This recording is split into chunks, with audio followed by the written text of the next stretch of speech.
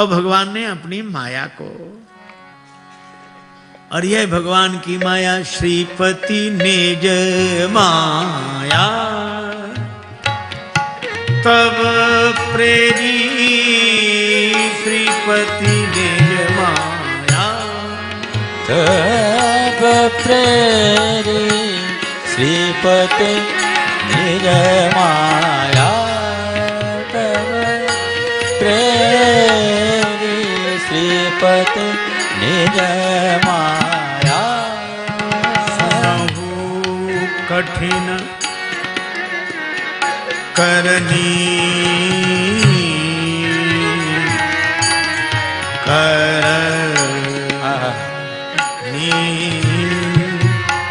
तेहि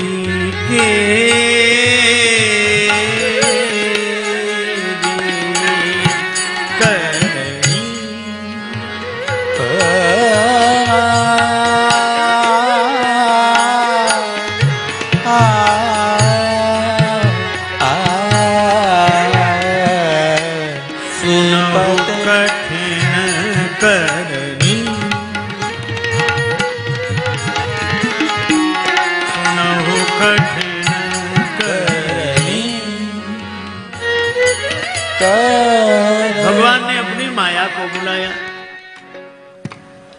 और ऐसी कठिन करनी मम माया दुरतया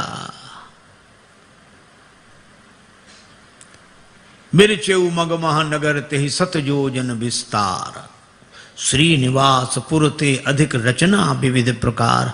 ऐसा सुंदर नगर बसाया, उसका नाम ही माया। मां माने नहीं, या माने जो, जो चीज जहां जैसी ना हो वैसी जो दिखा दे उसका नाम माया बना दिया। अब नारद जी उधर से निकले और जो नगर देखा,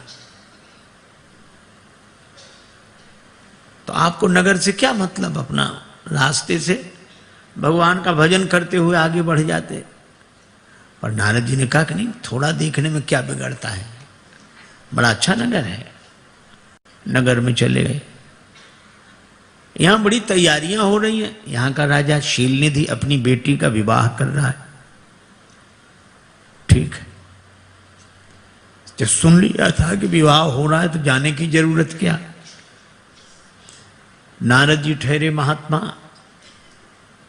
लेकिन नारद जी को लगा थोड़ा सा देखने में क्या बिगड़ता है, चले गए। और वहां गए, राजा ने पूजन किया, अपनी बेटी को बुलाकर कहा कि इसके गुण दोषों का वर्णन करो।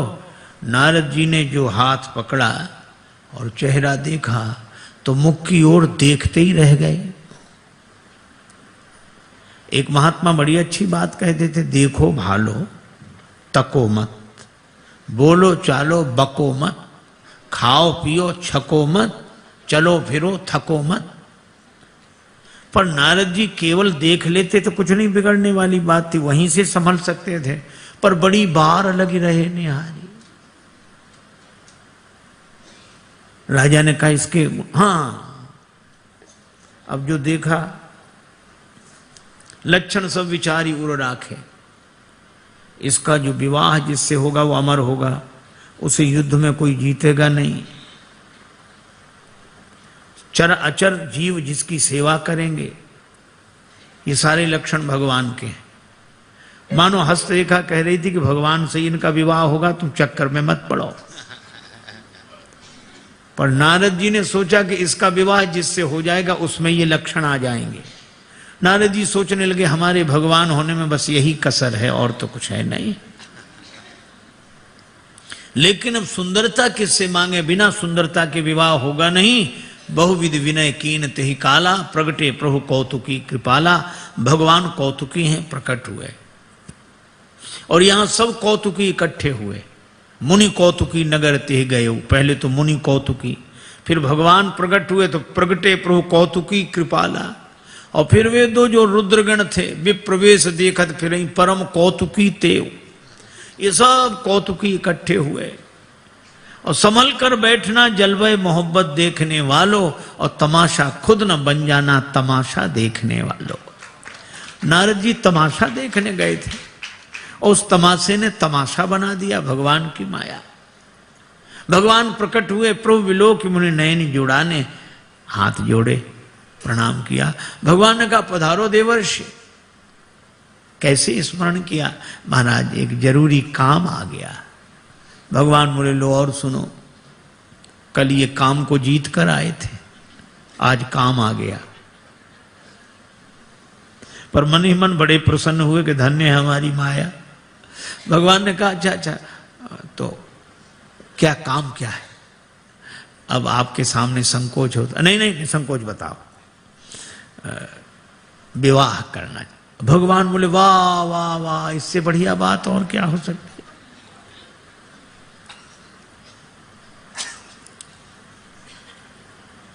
विश्व मोहिनी का नाम नहीं ले रहे हैं। आन भाति नहीं पावो ओही। अब आपके सामने क्या नाम है, आप तो जानते ही हैं। भगवान ने कहा हमारे लायक कोई सेवा? हाँ बोलो। यह नहीं कहा कि सुंदर बना, आपन रूप दे हो प्रभु मोही, अपना रूप दे दो। भगवान मन ही मन हंसे कि अद्भुत बात है, रूप हमारा विवाह है तुम्हारा।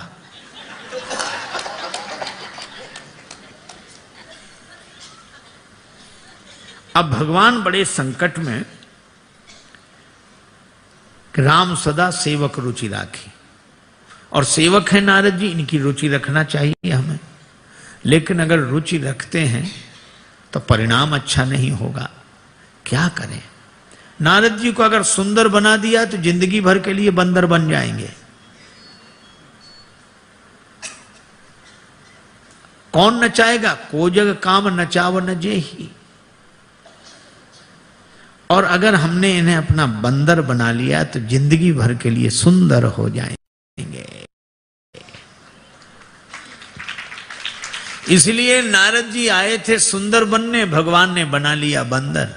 लेकिन कब? जब नारद जी ने यह कहा, रुचि तो यही है कि सुंदर बना दो। पर नारद जी यही नहीं रुके, आगे बोले यही विधि होए नाथ हित मोरा, करहु सुबेग दास में तोरा। हे प्रभु मेरा जिसमें हित हो आप वही शीघ्रता पूर्वक करें। भगवान ने कहा अब बात बन गई, अब रुचि की कोई बात नहीं रही, अब तो हित की बात है। तो भगवान बोले जय विद हो ये परम हित नारद सुनहु तुम्हारा, जिसमें तुम्हारा परम हित होगा सोई हम करव न आन कछु, बचन न बरसा हमारा। और भगवान ने यद्यपि स्पष्ट किया, कुपथ मांग रुज व्याकुल रोगी, वैद न दे सुनहु मुनि जोगी, यही विद हित तुम्हारा मैं ठहूं। लेकिन नारद जी सुने कहां, उन्हें तो लगा बस परम हित होगा। और वो परम हित यही समझ रहे थे कि संसार, व्यवहार, परिवार, माया विवश भये मुनि मूढ़ा, समझी नहीं हरि गिरा निगूढ़ा। लेकिन एक बात है, भगवान नारद जी की हंसी नहीं कराना चाहते। नारद जी को जो बंदर का स्वरूप दिया वो किसी ने नहीं देखा। नारद जान सबही सिरुनावा, वो बंदर वाला चेहरा तो या तो भगवान ने देखा या उस विश्वमोहिनी ने देखा, और या नारद जी ने स्वयं देखा। लेकिन दो और आ गए रुद्रगण, वो कहने लगे कि हमें नारद जी का चेहरा दिखने की अनुमति मिलनी चाहिए। भगवान ने कहा ये सीक्रेट मामला है, गोपनीय है, तुम्हें नहीं। वो बोले हम तो संवाददाता हैं, शंकर जी से संबंध बनाए हुए हैं, तो कितनी सीक्रेट मामला हो, हमें तो अधिकार मिलना चाहिए। क्योंकि भगवान शंकर ने गण लगा दिए थे कि देखते रहना, ये जरूर हमने जो कहा है उसके प्रतिकूल ही आचरण करेंगे। भगवान ने कहा अच्छा तुम भी देखो। अब ये रुद्रगण पीछे लग गए नारद जी के, और प्रशंसा करेगा इनकी ऐसी सुंदरता क्या। दूसरा बोला कमाल है, हमने तो सुनी नहीं ऐसी सुंदरता। अब प्रशंसा सुनकर नारद क्या बात, नहीं कुछ नहीं, मैं नहीं नहीं बिना संकोच बोलो, और कुछ नहीं। ये कह रहे हैं ऐसी सुंदरता नहीं देखी। अच्छा हाँ, कहाँ मिली ऐसी सुंदरता? भगवान से। रुद्रगण बोले वही हम कहें ऐसी सुंदरता तो वे ही दे सकते हैं। बैठ गए। अब प्रशंसा प्रिय, तो दोनों को अगल बगल बिठा लिया। विश्व मोहिनी आई। पुनि पुनि मुनि उकसई अकुलाही। रुद्रगण कह रहे थे आपका विवाह होगा। अब विश्व मोहिनी को देखकर नारद जी सोचते हैं हम थोड़ा उछल जाएं, दिख तो जाएं पहले। नहीं नहीं महाराज आप बैठो। अब विश्व मोहिनी ने देखा तो जिस दिशा में नारद जी बैठे थे उधर देखा, मरकट बदन भयंकर देही। उस दिशा में ही नहीं देखा विश्व मोहिनी ने। शिव जी को रुद्रगणों ने कहा कि विश्व मोहिनी ने इधर नहीं देखा। शिव जी बोले भाई यही हित हुआ। कैसे? विश्व मोहिनी अर्थात विश्व को मोहित करने वाली भगवान की माया सबको व्यापती है, लेकिन जो भगवान का बंदर बन जाता है उसे व्यापने की कौन कहे, उस दिशा में भी नहीं देखती, उधर नहीं देखती।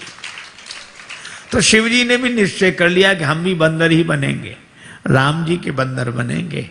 और विश्व मोहिनी के कारण नारद जी बंदर बने और मोहिनी अवतार के कारण भगवान शिव बंदर के रूप में प्रकट हुए।